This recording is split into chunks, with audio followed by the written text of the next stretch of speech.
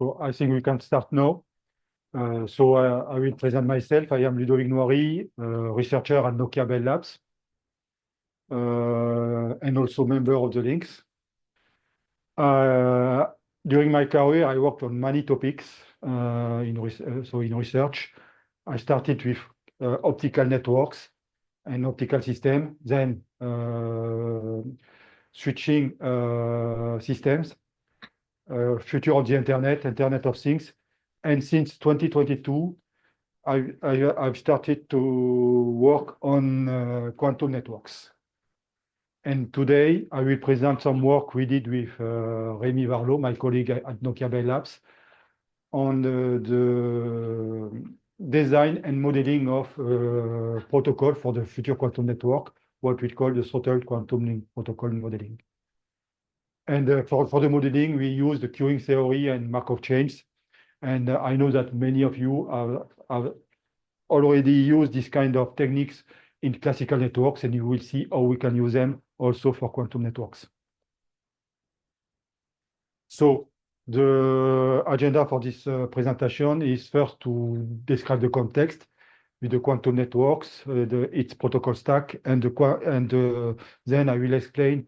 I will describe the requirements for the quantum link layer and what we designed with my colleague Rémi for the quantum link protocol, a throttle version of it.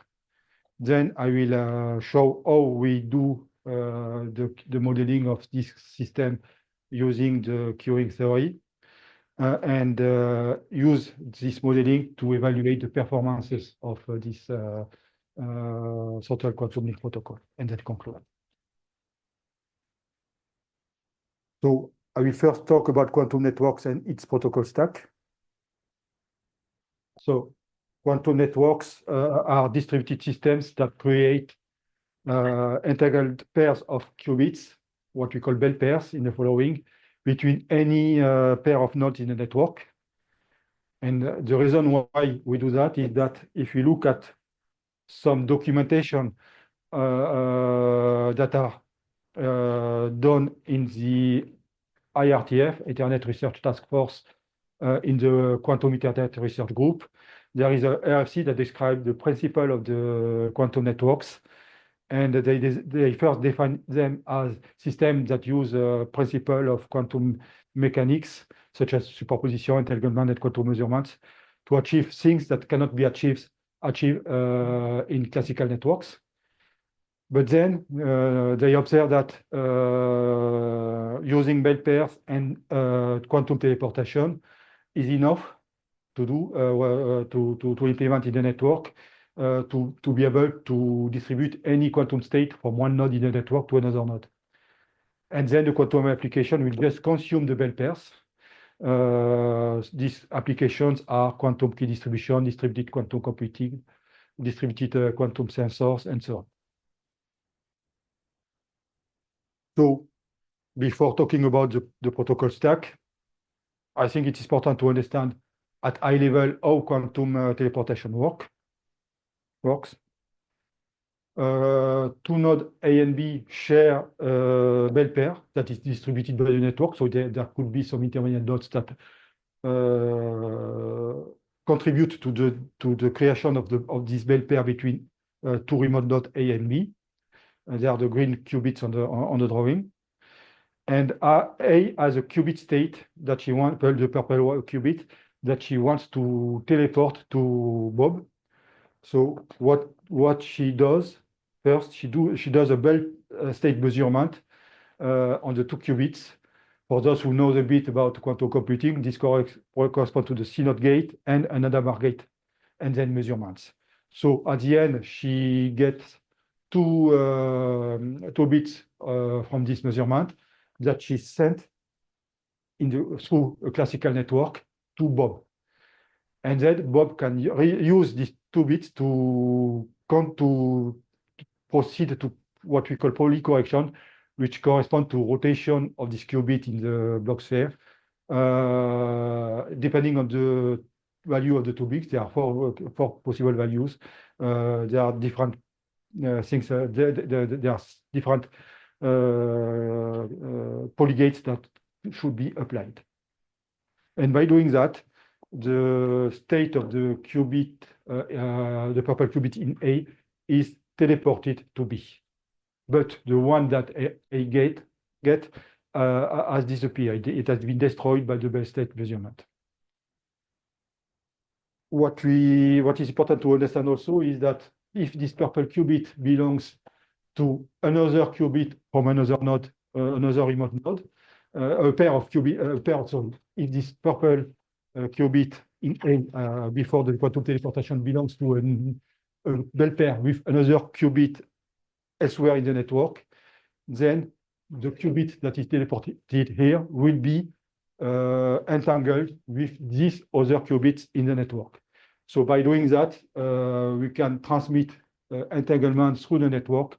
This is what we call entanglement swapping. So what is important to remember for this talk is that the quantum network distributes Bell pairs of entangled qubits, and the role of the quantum network is to do that, and then the quantum application will use that. So we need to control this distribution of Bell pairs within the network, and this is what we do with my colleague Rémi by designing quantum protocol to achieve this target. So quantum networks can be represented like this. So it's a network with nodes and links. The nodes, depending on the degree, we have different nodes. For degree equal to 2, we just need to proceed to entanglement swapping. We do not have choice because the entanglement swapping for each quantum repeater will be from between qubit from one side and qubit from the other side. There is no choice. For quantum routers, where the node degree is 3 or more, we have the choice of the links. So we need to have some routing, quantum routing in addition. The end node, we call them quantum communication nodes. In fact, they can be merged with quantum routers because there are some routing required inside also. And these quantum communication nodes will run quantum application. There will be quantum application that will be run on top of the quantum network through these quantum communication nodes. And important, we have in gray classical network to carry all the messages to control these quantum networks. We cannot have a quantum network without classical network. We need classical network to control them. But the interest of the quantum network is by performing the entanglement distribution within this blue network, we can run some quantum applications that have some properties or some that can do things that cannot be done with classical methods, such as quantum distribution, protocol, and so on. So here, for people who work on classical networks, they will recognize the stack of protocols. And here it's the version of the protocol stack for the future quantum networks. So on the bottom, you have the physical layer with all the nodes. So I will just represent it here on paths with some quantum repeaters, quantum routers, and the quantum communication at the end. The first layer in blue is the quantum link protocol to control what happens at the quantum level between two adjacent nodes. Then on top of it, we have what we call the quantum path protocol, which control the concatenation of links between two quantum routers. In orange, we have the quantum version of the Internet protocol to perform routing switching of the entanglement within these nodes that have degree higher than 2, higher than 2. And then for the end-to-end, we can have a quantum version of the TCP, the Transmission Control Protocol, to handle the communication between the two end nodes. And then the quantum application will run on top of it. So what we are interested today is on the quantum link protocol, the basis of this protocol here, to control the Bell pair creation between two adjacent nodes in the quantum network. So about the quantum physical layer. Okay, it can be realized. We want to entangle pair of quantum memories in blue. With entangled we want to create entangled pairs of qubits inside these quantum memories. So the first idea is to create a pair of photons that are entangled, send them to each quantum memory, and transfer the quantum state from the photon to the quantum memory. This transformation of photon to matter. So we have two kinds of qubits here. We have the photons that we call flying qubits because you cannot stop them.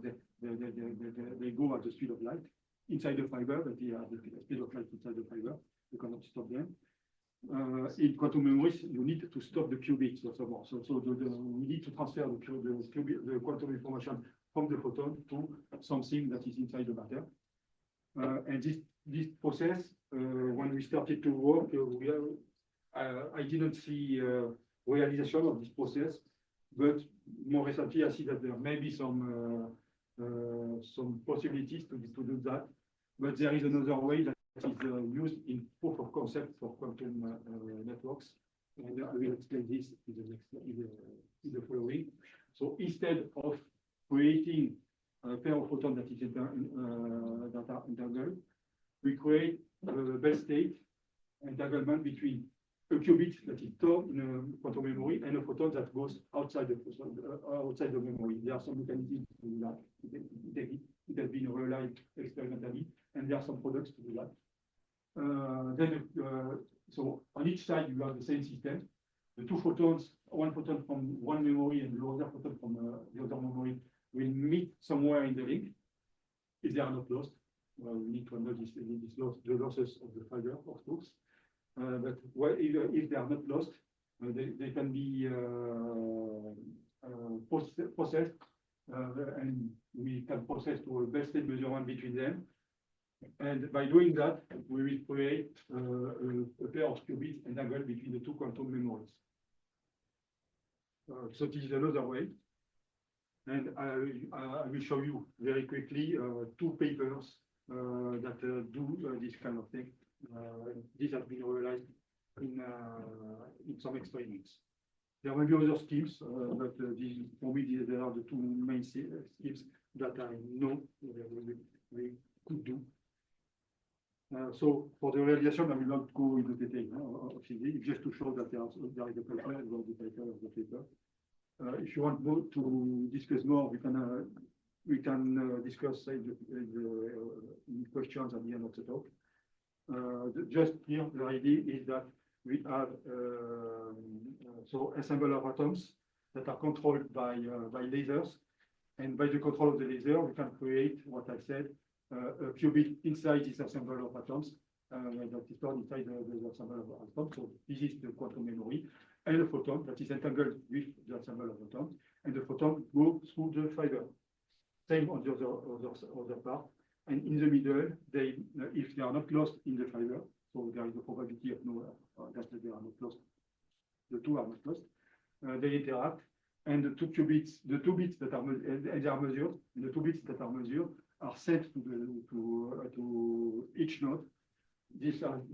By this way, each quantum memory will know if the entanglement swapping has succeeded or not. So it is heralded. So you may hear about heralding of quantum processes, and here it is heralded. So we know that it is success, and then the network can use this information to proceed this pair of qubits between the entanglement to proceed with this entangled pair of qubits, one in each quantum memory to do operation, entanglement swapping to increase the distance between the quantum memories that are entangled and so on. Here, just an experiment. Again, I will not, another experiment, I will not go into detail. You have three nodes, Alice, Bob, and Charlie. You have purple qubits that are used to the communication between the nodes, quantum, and yellow qubits are used to store quantum state inside the node. And so the entangled pair of qubits are created using the purple qubits using these schemes. This scheme is really close to the one I presented in the previous paper. And then so we first create by this scheme pair of qubits between Alice and Bob. Then we exchange we transfer the state of the qubit in Bob between the yellow and purple qubits. We do this again. We create again a pair of entangled qubits between Bob and Charlie using the purple one. Again, we can exchange the state between the yellow and purple in Charlie, and we proceed to Bell state measurement in Bob between the yellow and purple. By doing that, at the end, what you obtain is what you have in the yellow, the second drawing in yellow. We have entangled pair of qubits between A and C, between the purple and the yellow. We set the purple in Charlie in the given state, and then we proceed to quantum teleportation to teleport the qubit in A. So this has been realized. It works. The performance are bad today. So we need really in hardware, we need some improvement, huge improvement yet to be able to do this in with performances that are enough to get working quantum networks. But at least this is a proof of concept that was published in 2022 for a small network with quantum teleportation. Now, I will talk about the Throttled quantum link protocol. I will first talk about the basic requirements for this protocol, for a quantum link protocol. It will communicate with the physical layer. It will receive message from the physical layer about the good or bad reception of entanglement qubit and their storage in the quantum memories.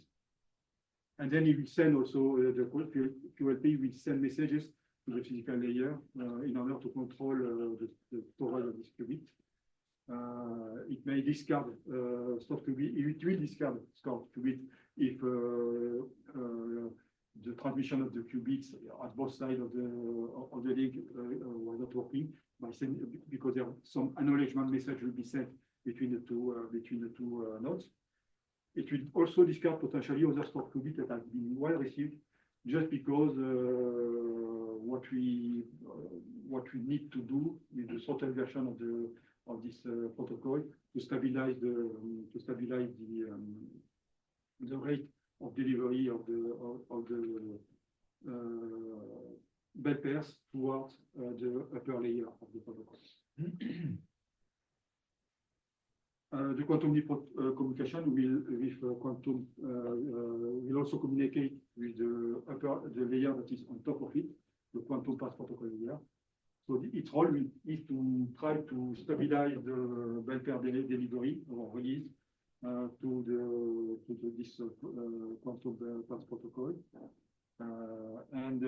so it will also virtually tag the qubits that are inside the quantum memories for the usage of these qubits for the upper layers, so QPP and also the layers on top of it.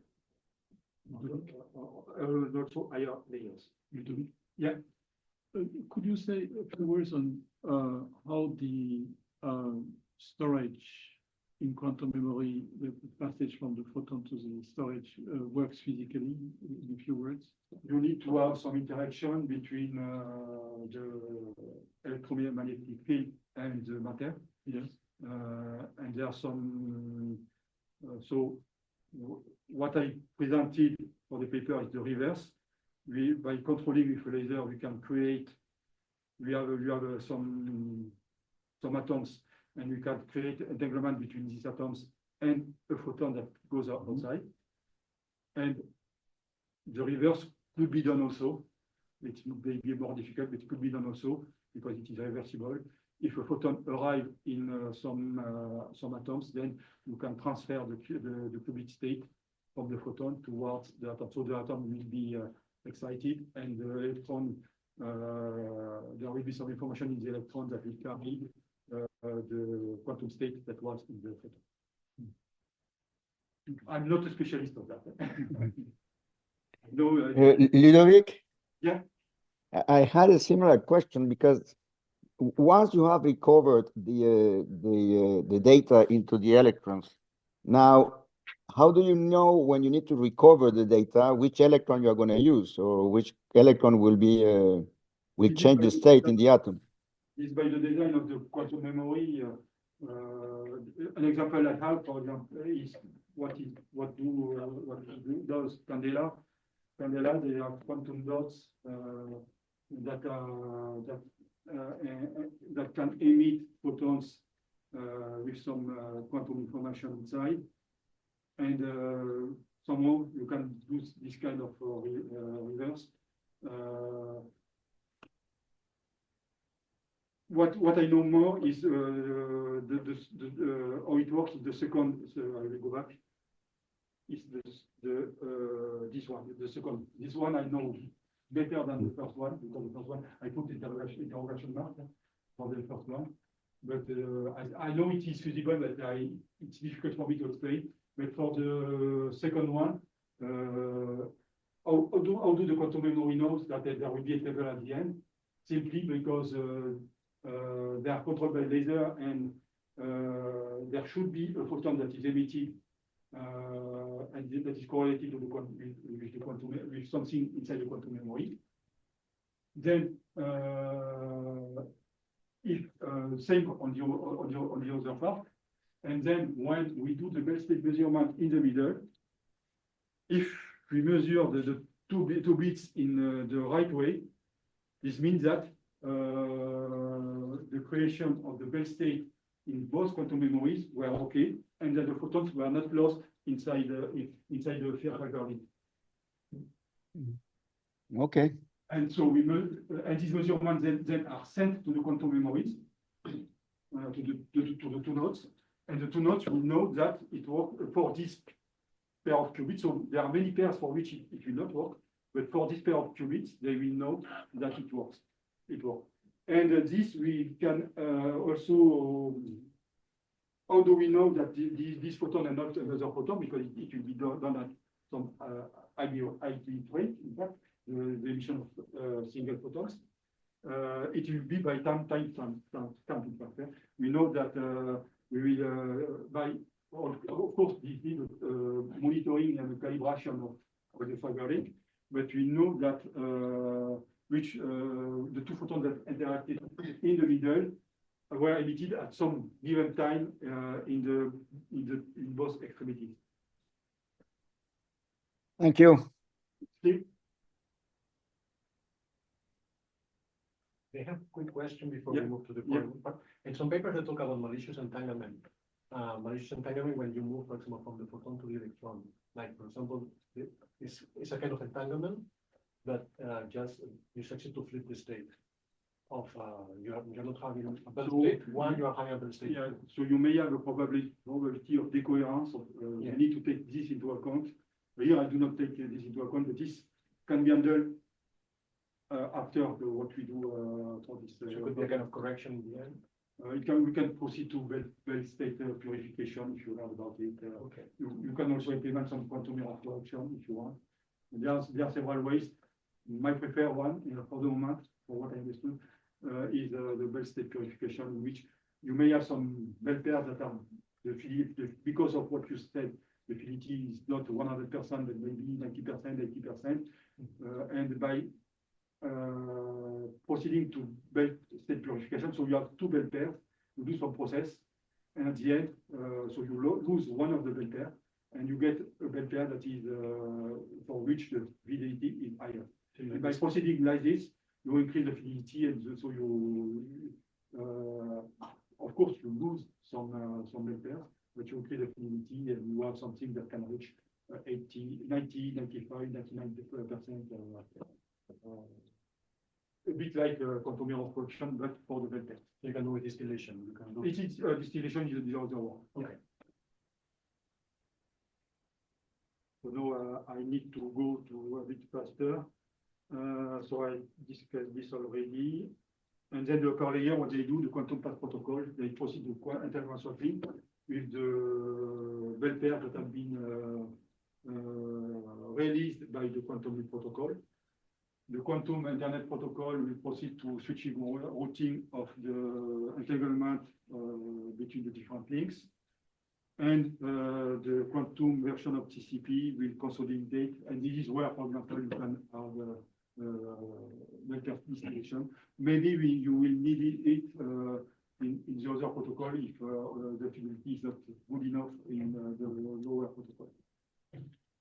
And quantum TCP will deliver the bell pairs for the quantum application for quantum key distribution, quantum distributed quantum computing, and so on.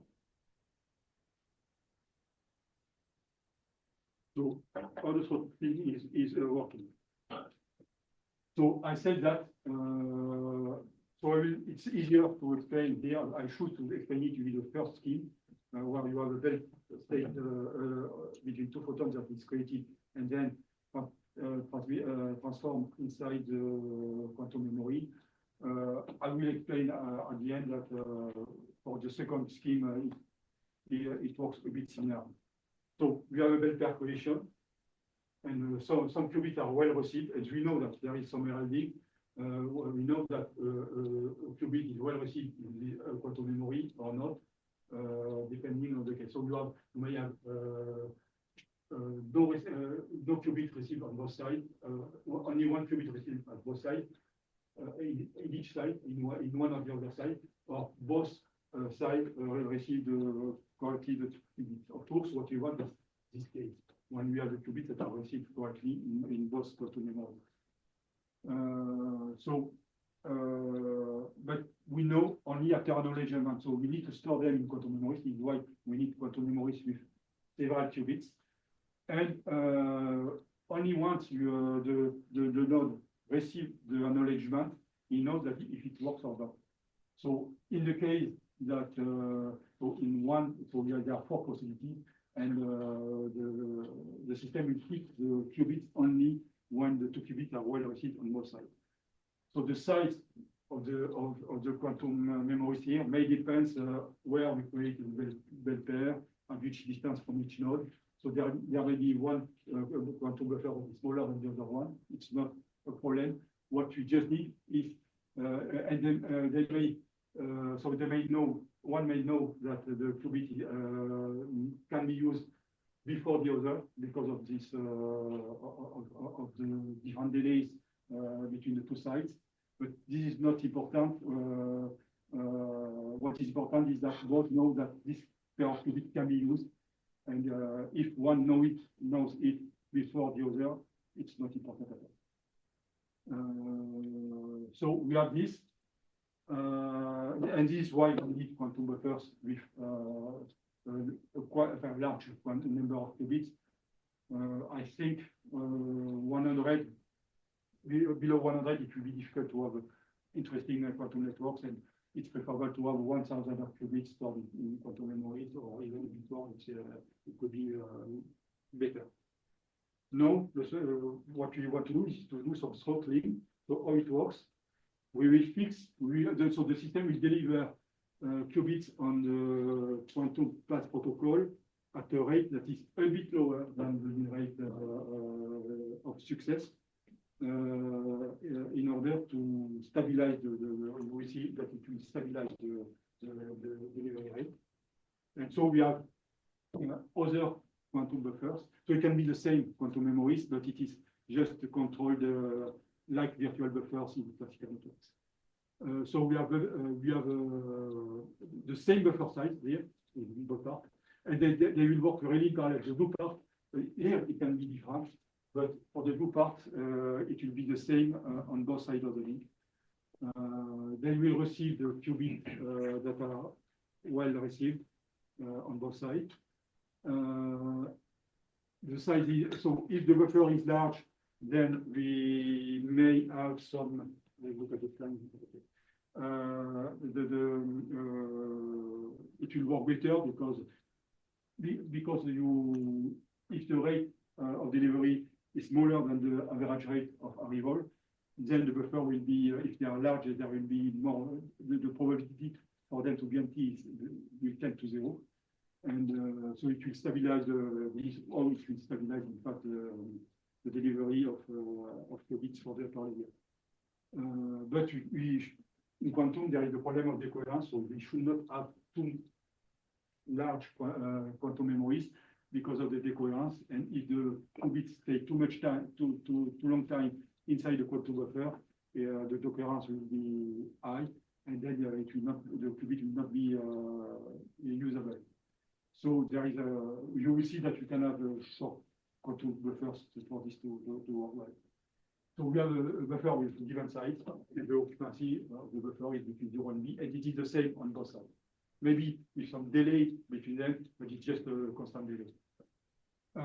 Then, when the pair of qubits arrive in the two buffers, if the buffer is full, it will be discarded. It will happen because the rate of delivery is smaller than the rate, the mean arrival rate of successful pair of qubits. If it is lower, it will be put inside the buffer. The buffer may be empty. If the buffer is small, the probability of the buffer to be empty is non-null. So in this case, the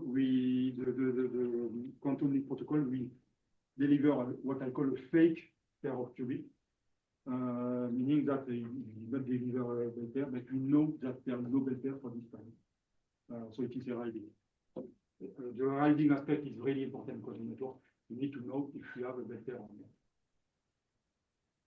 And the probability of release failure is simply on a given period of time, the expectation of the number of fake pairs of qubits divided by the number of total fake or true pairs of qubits released by the quantum protocol. Released to the quantum protocol. So we have the modeling, and what you expect, like I said, is that if the ratio for the quantum leap protocol that is smaller than 1, but if we go close to 0, or if the buffer goes to infinity, we know that the classical buffer modeling, that the probability of this failure tends to 0. But we will show this with our modeling and how it tends to 0. So now I will talk about the quantum modeling. So first, we have a time arrow here, the timeline, in which I represent the two processes. In red one is the potential arrival time of qubits in the buffers. But because of the loss of the fiber, the probability of success will be low, 90% or 10% of success or 1%, but you can handle that. What we expect with our throttled version of the quantum leap protocol is for the departure process, the blue buffers will deliver qubits to the upper layers. In most of the case, we will have qubits to deliver, but the two processes are desynchronized, in fact. And one is at a time rate that is smaller, smaller than the time rate of the other. For the period between two potential arrival process is delta t, which is higher than delta tau being the interval between two potential arrival process from the physical layer. So for the dephasing, we can calculate, and not go into detail, we can calculate the dephasing for each clock for the blue process. For the t next k, we have a dephasing that you can calculate recursively, which is notified of T and X key. Okay. And another parameter which is important for the following is the number of potential arrival time inside the period, blue period, delta T. We have a number that oscillates between two possible values because of the ratio between delta 2 and delta T is not, so it's delta T divided by delta 2 is most probably not equal to an integer.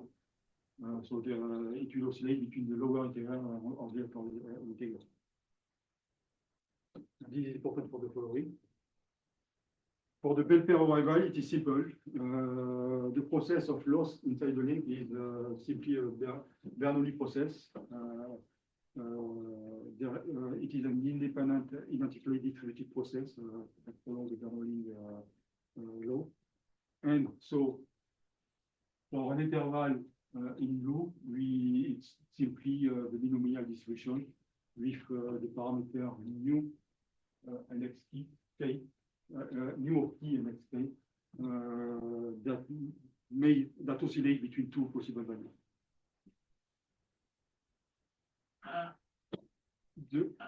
The quantum buffer occupancy, we note it b exponent minus or plus if it is just before or just after the time t and x t.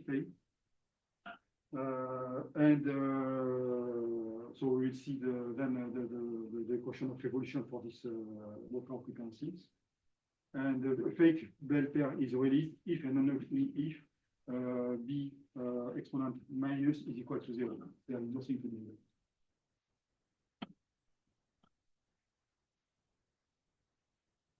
So for this modeling, we just first consider the evolution. So the buffer occupancy after the delivery is simply the buffer occupancy before -1, except if the buffer was empty.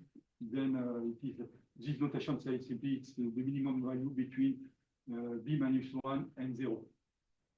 It's a classical in buffer modeling. The buffer occupancy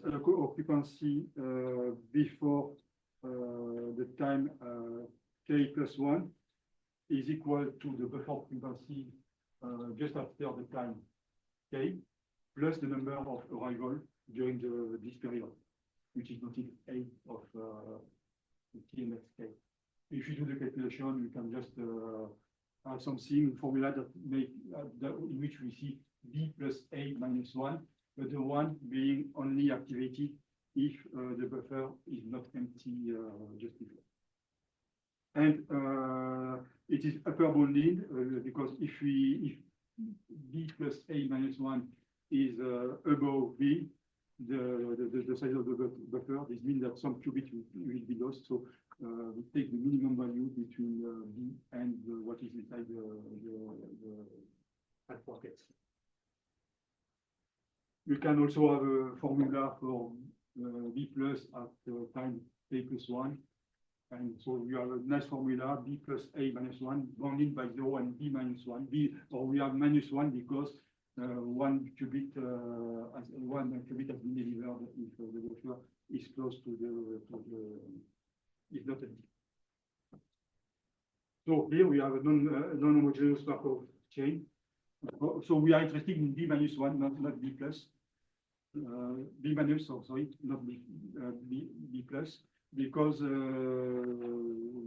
the test for the failure of the release of the qubits is on if the buffer is empty just before t and xk.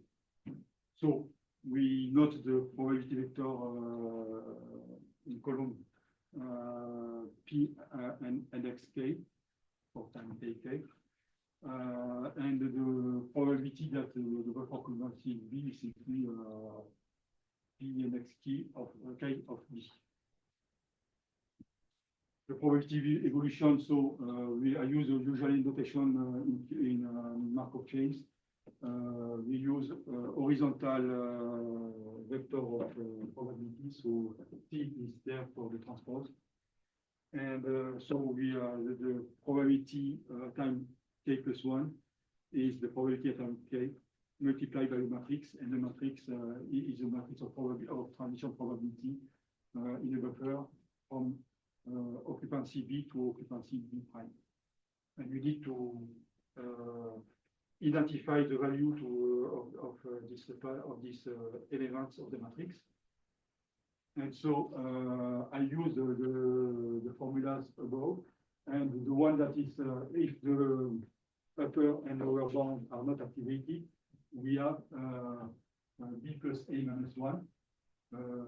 So if you take B minus at time k, it is equal to B at time k plus A minus 1 in that case. And so this probability is then here the value A, if you invert the formula, A is equal then to B prime minus B plus 1. So just the binomial probability for this. Now, if we reach the upper bound, the size of the buffer B, we need to go with the tail of the probability. And if we are starting from a state B which is equal to 0, the plus 1 is not activated, so we need to remove plus 1 here and plus 1 here. And so rotate by B and we get this formula here. So we can identify the transition matrix, but this depends on the binomial probability for time t and xk, which vary. I told you that it varies. So we have two possible value depending on the value of the number of potential arrival during this period. And so generally, this Markov chain is not homogeneous. So we need to do something about that. And the trick is easy. We can use a rational approximation of the ratio delta tau divided by delta t, which is C divided by n, C being smaller than n. So we do this approximation. So if you consider the equality, then for if you consider not only one period but C period for the process of delivery, we have exactly n potential Belpaire arrivals and C real or fake Belpairs delivered by the quantum protocol. And so this implies the periodicity when it is rational for the number of arrival during a period of C times delta 2, and also the dephasing is also periodic. So if we fix a value k, we can define a Markov chain indexed by this value k for the buffer occupancy at time t index k plus a given integer times c. So we do not consider the process of only one period, but c period starting at one given k value. So the probability can be calculated, and it is just by a matrix that is the product of the matrix that we defined before, and this value does not is constant. It becomes homogeneous. Now we have an homogeneous process. And the values are just simply some given n plus or n minus depending on the value of nu for this index. What else? So yeah, this chain depends on the initial case. So for different value of k, we may have different matrix mk because the product, we have the same matrices, but the product will be in different orders. So the product of matrix does not commute. So we have matrices that are a bit different.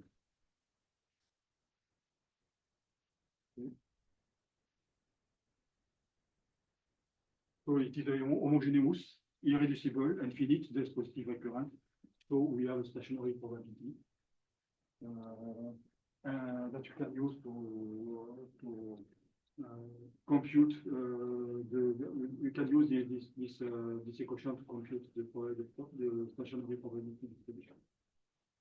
And so we have it for the value k, and the relation between the value for k and the value for 0 is simply the multiplication by the same value, same matrix ML, but from 0 to k minus 1. So we have k matrix to multiply, and this can be done iteratively. And the release value is what we were interested in, is simply the source of the probability that the buffer is empty for each value k divided by the number of periods that we have in the long period of this process that we did in this slide. So it's divided by 7. So we have all the ingredients to do the calculation.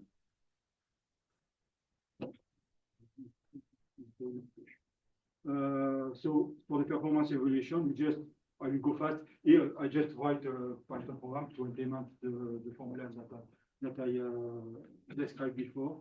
So we can, one of the parameters is the initial phase, t at time 0. And we can recursively compute the phasing of this formula that comes from the equation that you had before. We can also compute the number of arrival at time k, which is can take two values, and the two values are simply the lower and upper integer from the ratio delta 2 divided by delta. So delta t divided by delta 2. We can compute the binomial distribution, which depends only on the value of mu. We can compute the transition matrix, which depends also on the value of mu. We can compute the global transition matrix. We just need to multiply this matrix. So these matrices are transition from that for the buffer occupancy. So the size of this matrices is b plus 1 to the square. So if b is small, this is very fast to compute. Then what we want is to get the stationary probability distribution. And what I found the easiest to do and the most accurate in terms of numerical computation is to use to iterate, to start with the given probability and then to iterate up to some convergence. And it is a geometric, so fast convergence for this, so the computation is very fast. I will show you then after some graphs, and to get the value to draw the graphs, it took only a few seconds in fact in total for each graph. Then for all t, we needed to calculate. So we calculate phi and x0. We need to calculate all the phi and x by using this recursive formula. And then we just need to compute the probability figure with the formula I gave in the previous slide. So this is just what I implemented in a Python program. And I get, for example, this kind of graph. So in the x-axis, I have the quantum leap, so the code buffer size. So I go up to 30 qubits. It's not so big. And in the y-axis, you have the probability of failure. Here, for this slide, I fixed the quantum losses to 90%, which correspond, if you consider loss only for the fiber, it corresponds to 50 kilometers of fiber. So there are other sources of losses in quantum links in practice. We fixed also the dephasing, initial dephasing to 0 for this slide. And and you can see the different value. I choose the throttling ratio from 50% to 150%. So I told you that we should take it lower than 100% for this parameter. I just try to see what happens if it is higher, and you see that when it is higher, the performances are very bad. They do not converge, of course, to probability zero. There is a value of convergence that can be easily calculated from the modeling. But when we are at 100%, this is the first curve that decreases slowly, and then when you decrease this Throttled ratio, you see that the convergence is faster and faster. And you can see that with some, for example, with 80%, which is this one, for 20 qubits, you can reach 10 to minus 50, 10 to minus 5 for the probability of failure of any failure. So it is for 90%. I tried with 99%. It's like it's not there is not a lot of difference. So what I did after is that I fixed instead of doing this kind of I use differently with the parameters. I fixed the quantum the ratio of quantum leap protocol to 60%, and then I move I change the quantum leap losses. And this is what I obtained here. You see that it is for 60% of success, so 40% of loss. No, sorry, it is for 60% of for the ratio of our protocol. So on average, we lose 40% of the successful received qubits. And then you see that the lower this parameter, the better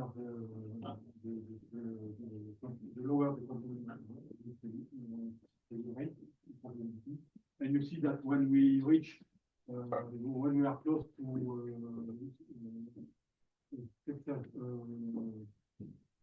the loss that is close to 100%, some kind of situation, there is a kind of limit curve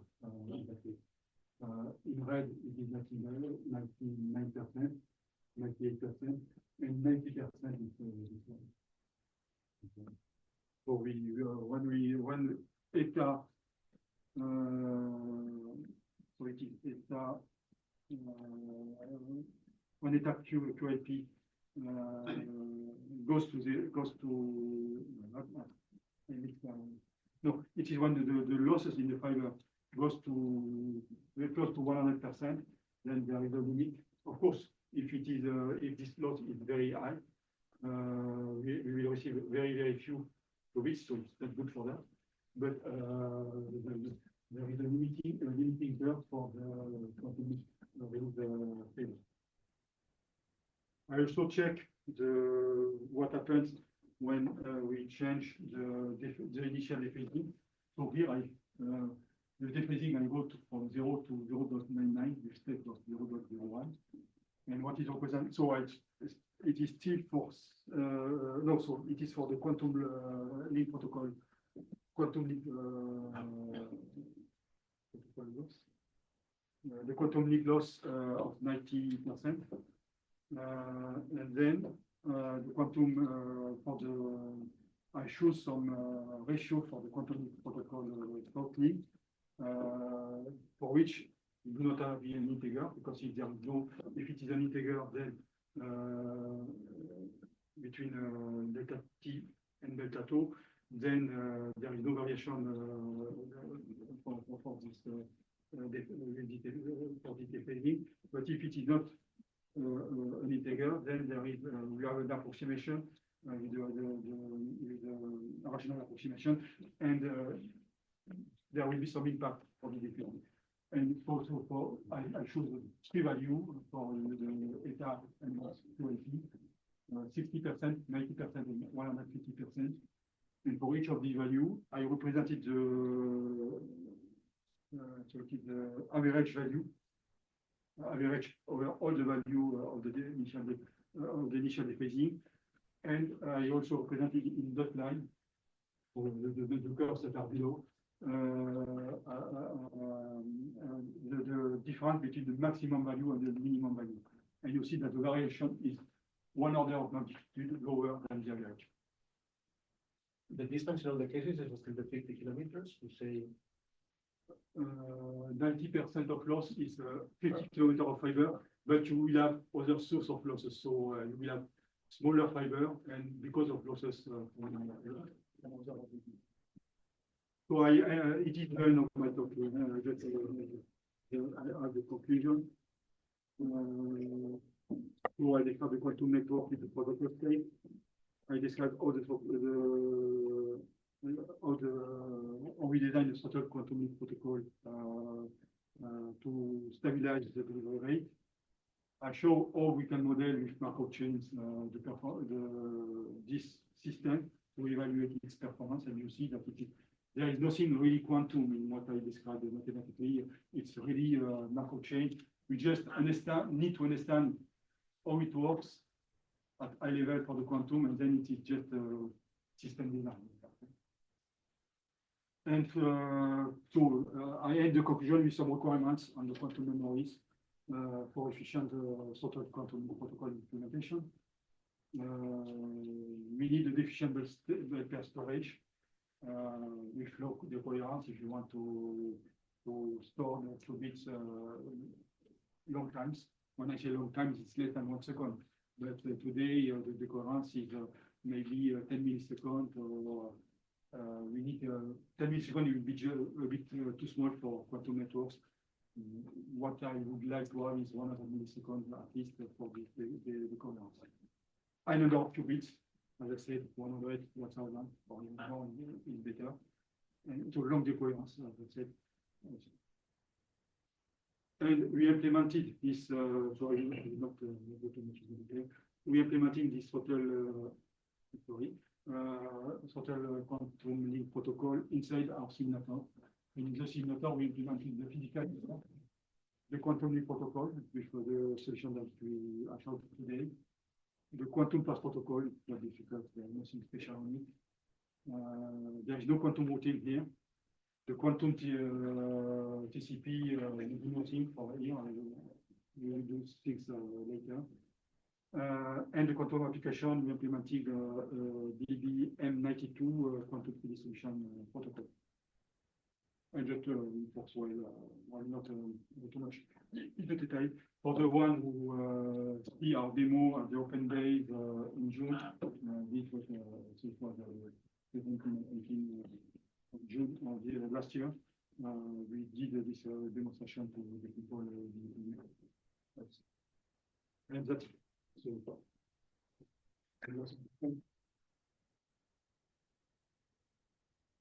Hope that you understood that we just applied the classical Markov chain modeling on something that is quantum, but the quantum aspect does not appear too much in the data. We need to have it in mind to design the protocol. But then when we do the modeling Markov chain, so it's a Markov chain like another one. Questions?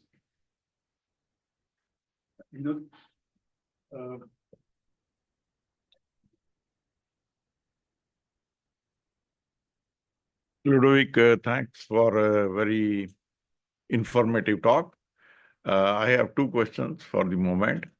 One is actually similar to the questions which have already been asked, which is that I understand that the photons which are transmitted somewhere interact with the electron, and it is the electrons who keep the whatever is the information. Yeah. And the question is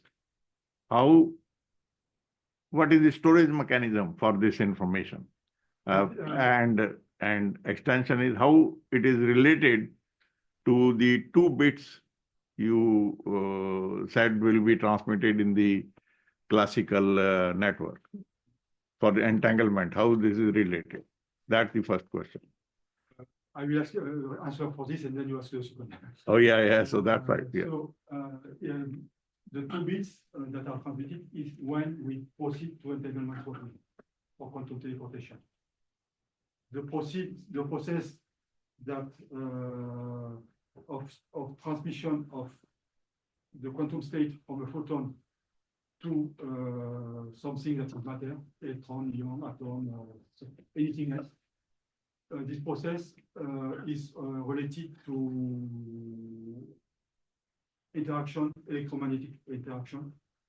When we look at this, the quantum equation for this interaction, we can see that you can have, and it works in both sides. You can have transfer of information from photon that is absorbed by the matrix inside something, a quantum state inside the matrix. Okay, so we have this process, or you can have the reverse. You can have something that is stored in the matter, and that will emit a photon. Yeah, but how it is stored in the matter? What is the storage mechanism? But the storage is that you have a photon that arrives that is absorbed by the atom. The atom will go from another state, and the quantum state, the quantum state of the photon is also naturally inside the new state of the electron atom. Yeah, but these electrons are somewhere in a charge, in a capacitor, in a or transistors, or what? You can imagine a simple system. You can imagine an atom with an electron in two levels of two level of energy, and when it is because on the upper layer, you may imagine that its spin will be related to the polarization of the photon, if it is the polarization of the photon that carry the information. Okay. For example, for me, it's simpler to explain like this. Yeah. What is easier to do is, like I told you, the reverse, to create entanglement between, for example, an atom and the photon, and then make it have the photon. And this is where you have two bits that are measured and transported to the process. So second question is actually very, I would say, it's proof of my ignorance. I mean, you showed very early on that for controlling what is happening in a quantum network, we use classical network. Yeah. Okay. So why we would need quantum networking? I mean, is there some applications which we cannot build in a classical network, or? Exactly, this is what I said. This because, for example, if you do quantum key distribution, it can only be done at a longer distance, for some quantum operators, thanks to the quantum networks. Without the quantum networks, you will not be able to do quantum key distribution on long distances. And then we go back to the basic question that, quantum security is safer than classical network security. Is that is more secure? Yeah, because it is the quantum key distribution is we will not go too much in the details, but the quantum key distribution, the foundation of it, why it is interesting, why it is secure, it is because of the quantum physics laws. In fact, we know by quantum physics that if something is in the middle, try to do something on what is transmitted in quantum way, I we understand. can detect it. It is unavailable. Thank you.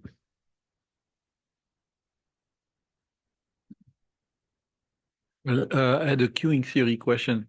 So there are pairs of questions entangled. So it's two questions actually. So the first one is, you look at one of your queues. It seems to be so that you have, you can put that in a class, right? You have finite buffer, arrivals are Bernoulli or something like that, and service times or service requests are IID, bounded buffer. So it belongs to a class, right, of bounded queues, and so and when you start thinking that way, you start asking other questions. Actually, there are two queues, if I get it correctly. But they are the same distribution, but they have a joint distribution. No, they have similar. it's not the same class of, they are synchronized. In fact, the buffer size on the one is the same as the buffer size on the other. It's because they are synchronized. In fact, if you look. Okay, but if the delay, if one of the things is longer on the left from the right, then They are the same. Maybe with the delay is not important. We don't care about the delay. We just need to know that this qubit belongs and succeed, and the other two we receive before or after. We don't know, but we do not care. But if we have, so there it will be at a constant delay, and if we move rescale that. I mean, yeah, okay. Mm-hmm. The delay is exactly the same. Okay, so joint distribution is just delta at, okay, it's okay, interesting. But okay.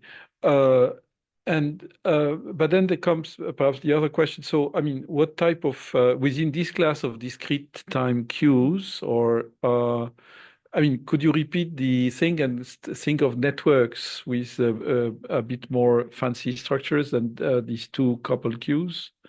Say, I mean, could the state of the queue on the left, I mean, create new departures, which could you? We really want to, then, so they really behave the same, maybe with some delays in time, but they really behave the same. So it's like if you have only one queue. Oh, okay. No, but the thing was, so you have a state, and so could you create like departures from this queue? Like could you have entanglement at this node, which create events which go further in the network? Are there more complex queuing networks? And then at the upper area, we do other things. Okay. But what we really want to do is to be able to know. Imagine that we are God knowing everything in the network. We need to be sure that the delay.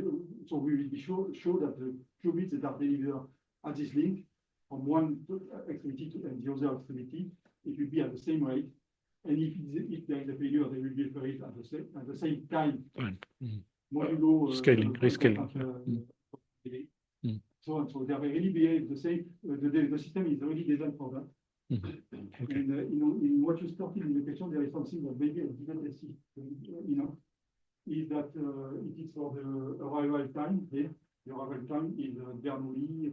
So, but it is perfect modeling for what you do. The reality will be like this because the probability of loss of one qubit in the fiber or in the system, it will be really independent from other qubits. So it is really independent, and it is really a process that we have a probability for loss or for success. And it is the same for each qubit.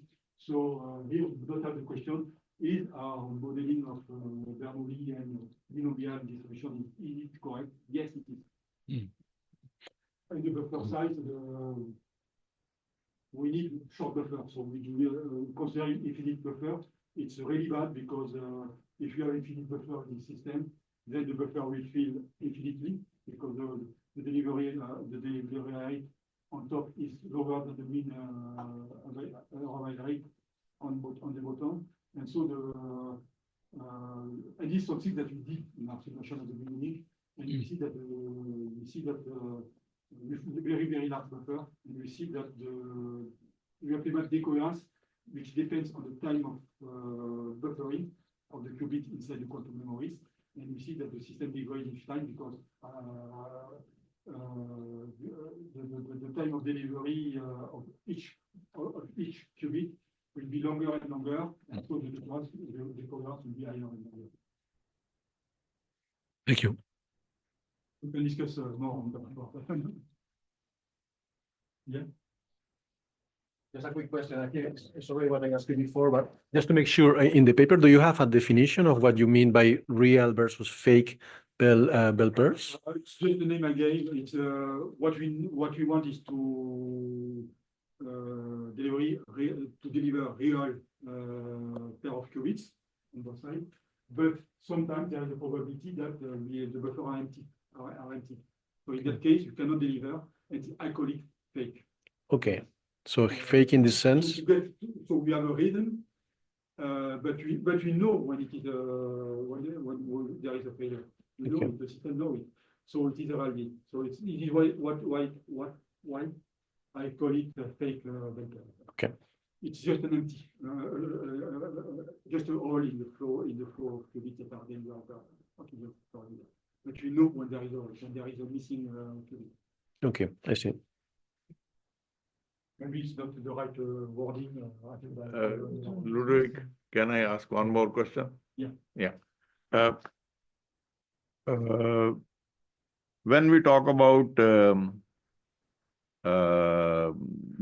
people say they have a 100 qubit computer, they are building a 1024 qubit computer.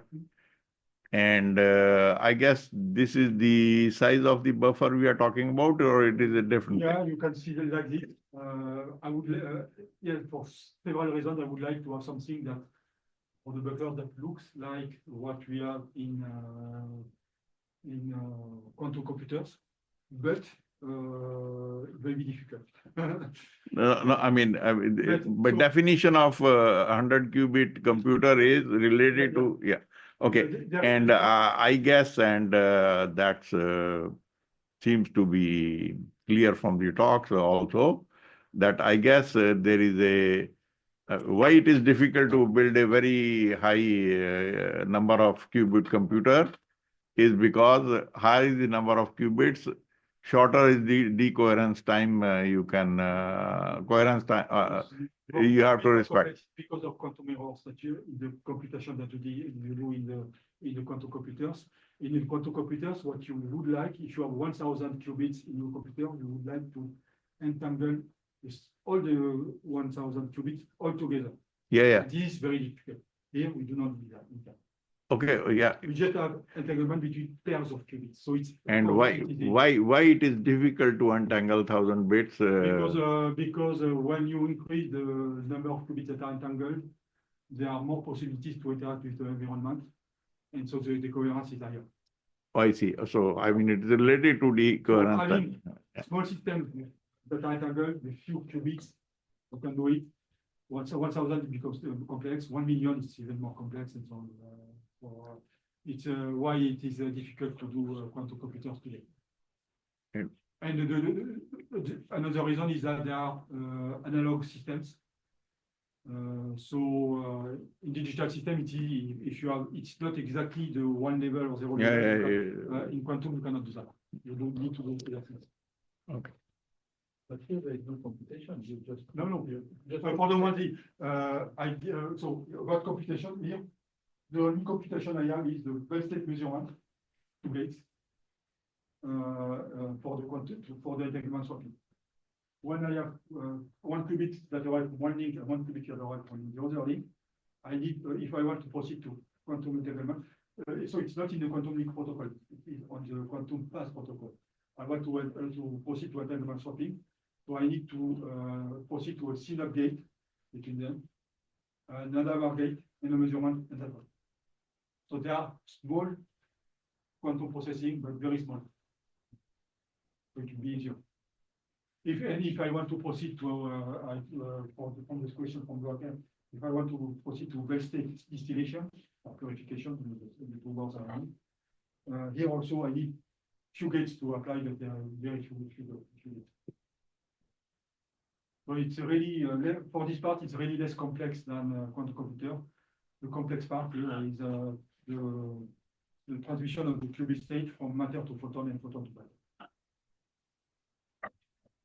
The quantum computers do not do that, it's inside the same technology. Yeah, I think we should stop there. On peut continuer dans la salle Exactly. de convivialité du Links en petit goûter. Oui, merci.